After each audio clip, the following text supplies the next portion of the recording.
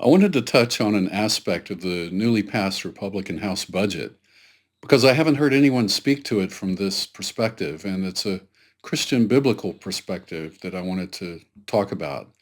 I've heard people talk about this one alarming thing that's in the new Republican House budget, but I haven't heard anyone address it from a biblical point of view. And I want to do that. And I know I probably just lost 70% of my audience, but if you're a Christian and you don't support MAGA and you're a traditional conservative, you know we're in a very tiny minority right now in this country. So we got to stick together. And what I wanted to focus on here is probably the most alarming section of the bill it's the one that everyone's talking about, which is the section that cuts off funding to the courts, which they use to enforce things like contempt orders.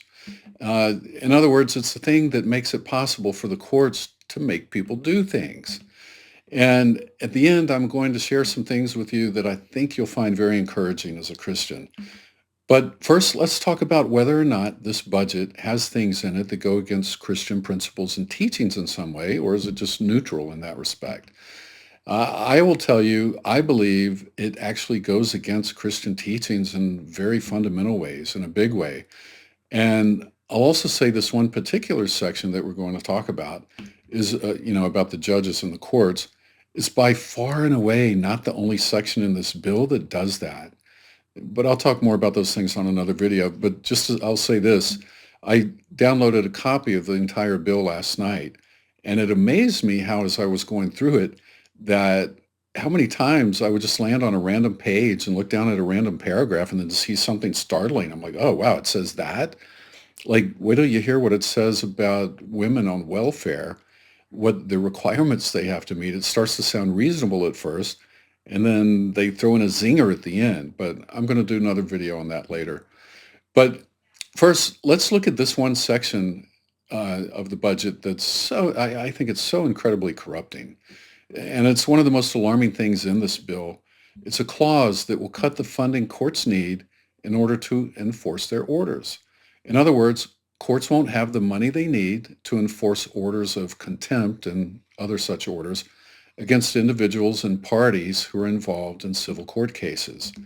Many court orders and decisions would become no more than a recommendation, but it also concerns actions taken against the government. In fact, it's primarily interested in that, and that's kind of what it targets mostly.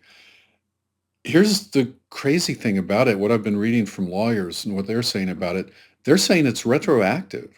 So this could undo a lot of cases that were decided, decades ago. And I was going to speculate on what some of those cases might be, but I don't want to. But they would concern things like civil rights or voting rights.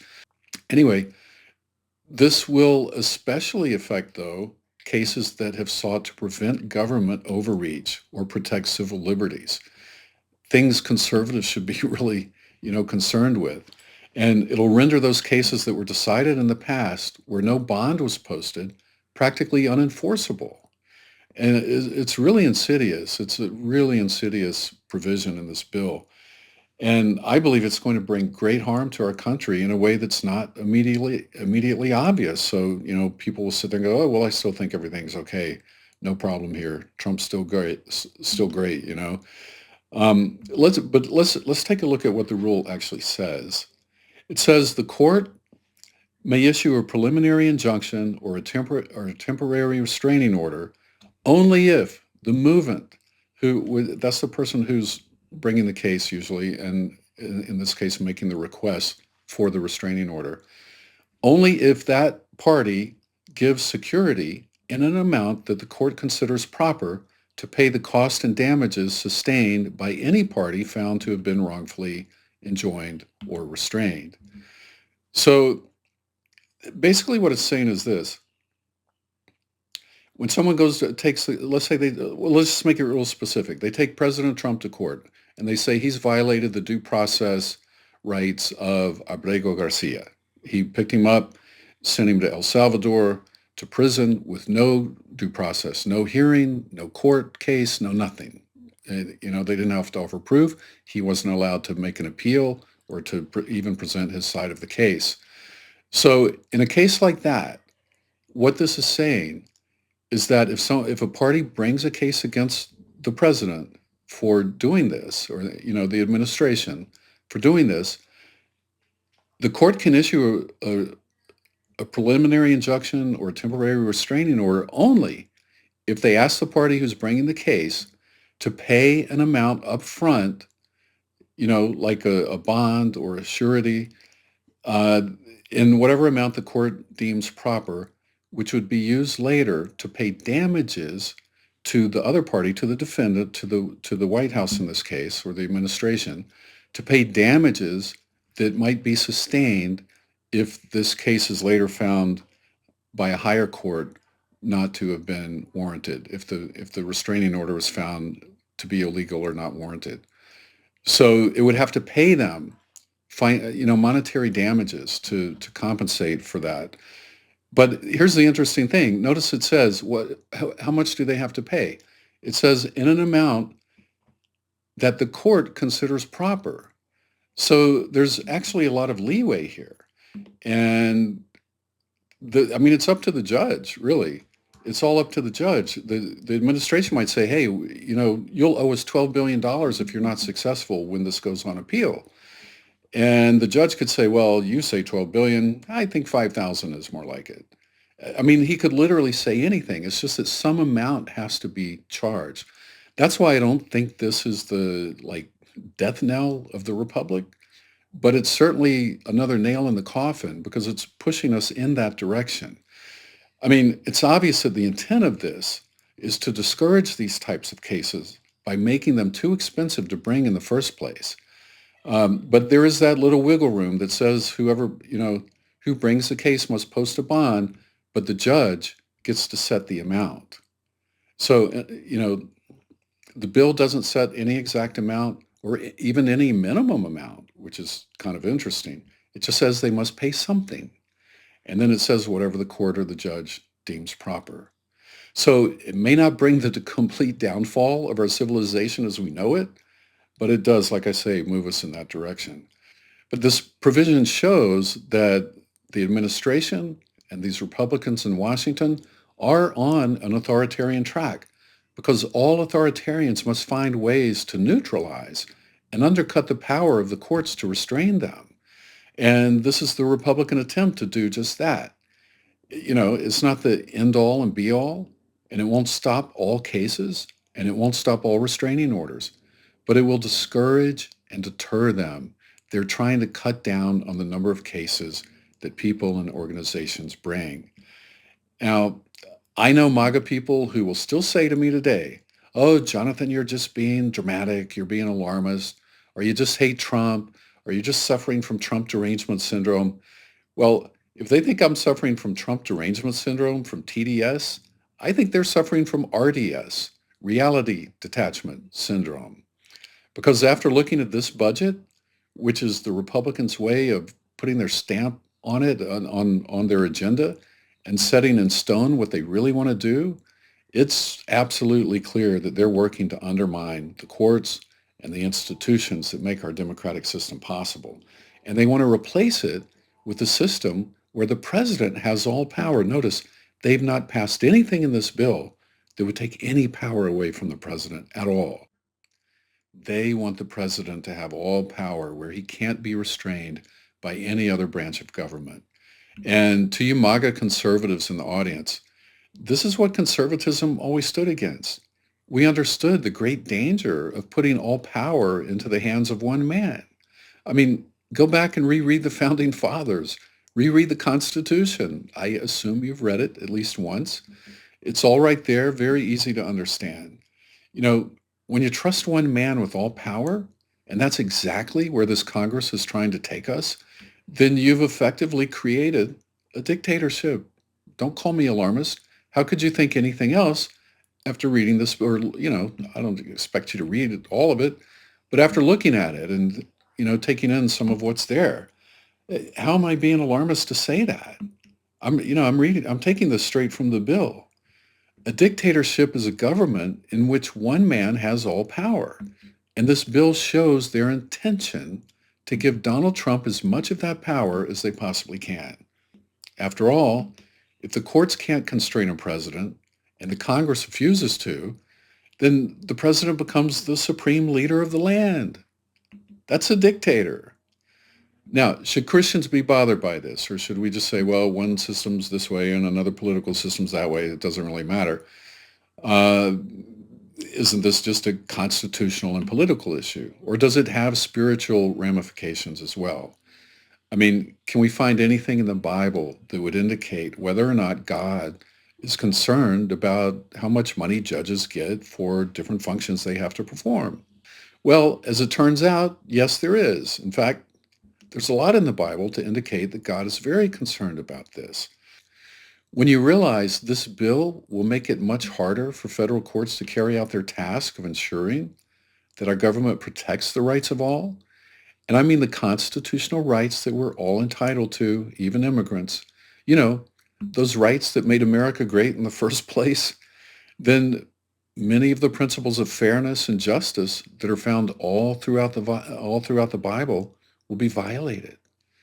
When you can pick people up off the street who violated no law and take them to a jail with no hearing and no due process and send them to a gulag in a foreign country, that violates all kinds of biblical principles about justice and fairness. You know, weakening the courts in this way it's more than just a power grab.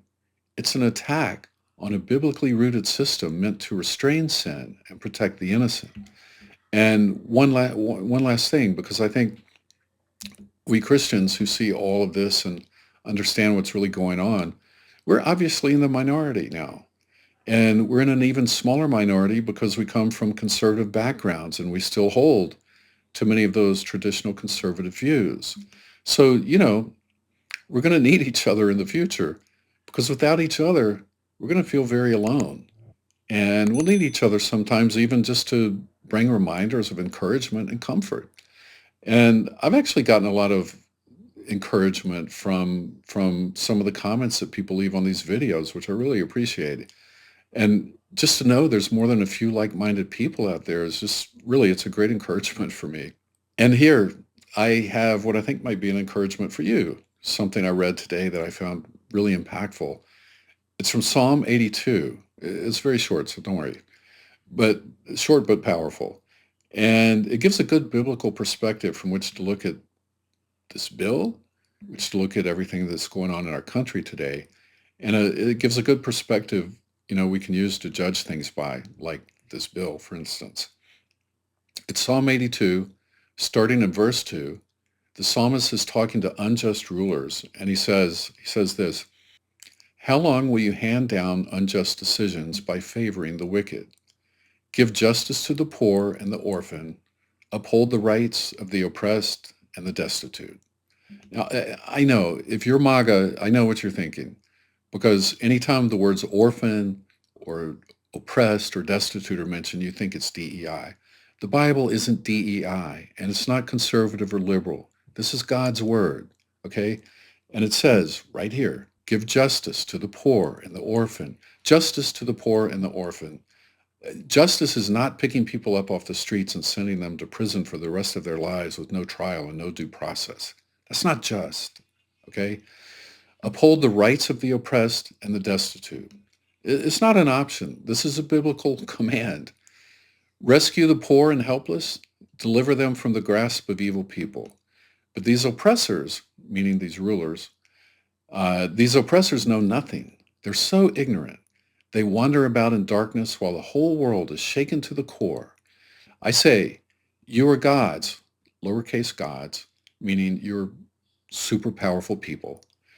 You are all, he's talking to the rulers of the world. You are all children of the Most High, but you will die like mere mortals and fall like every other ruler. Rise up, O God, uppercase God, the true God. Rise up, O God, and judge the earth, for all the nations belong to you. Don't you? I love that. It reminds us that God is high above any earthly rulers, and his sovereign will is being carried out, no matter what it looks like to us. And as Christians, we all have to prophetically speak out against the things that we see that are being done in God's name that are wrong. You know, if these people didn't speak in God's name or at least claim to do what they're doing, in his name, I'd leave him alone. People ask me all the time, why don't I attack and criticize Democrats? They say, you must be a liberal because I never hear you criticize Democrats. Well, two reasons for that. One, I was never a member of the Democratic Party. And two, they don't claim to speak in God's name. They don't claim to be doing what they do in God's name. If they did, I might have a word or two to say about it. But here, let me leave you with this little bit from John Calvin's Bible commentary on Psalm 82. Here's what he said, and I've translated it into more modern English, so hopefully it's a little easier to understand. But on Psalm 82, he says, to correct the arrogance of worldly leaders, this psalm opens by asserting that although men occupy thrones and judgment seats, meaning they're high and powerful men, God nevertheless continues to hold the office of supreme ruler. Then he says that the kings and rulers, I'm quoting John Calvin, and he's quoting the psalmist. Then he, the psalmist, says that the kings and rulers of this world may not draw to themselves more than belongs to them. They may indeed admit that they owe their elevation to royal power to the favor of God, meaning they owe their office and their position to the favor of God. They may admit that, and they may worship him by outward ceremonies. Sound like anyone you may know? But they're so infatuated with their own greatness, sound like anybody you know, that they expel God and cast him out into the distance by their vain imaginations. That's just amazing to me. And then he says, they, meaning the rulers, they act as if God is no longer welcome in their decisions, pushing him out of their meetings and gatherings with their pride and self-deception, for they can't bear to be subject to reason and laws. Isn't that great? That's John Calvin from nearly 500 years ago. He could have written the exact same thing today. It's just as powerful today as it was then because he is explaining what the Bible says. And that's why it's so powerful. Anyway, that's why Christians should not embrace this president or this MAGA movement, because the president himself fits the exact description of the type of ruler Psalm 82 is talking about and condemning. Psalm 82 is condemning these kinds of leaders. But keep the faith, Christians, because this passage and this commentary remind us that God is still the King of Kings and he's still the supreme ruler over all. And his will and his plans are being carried out throughout the earth, so don't be discouraged. All right? Hey, thanks for listening and watching. I appreciate it, and I'll see you next time. Take care. God bless, and keep Christ first.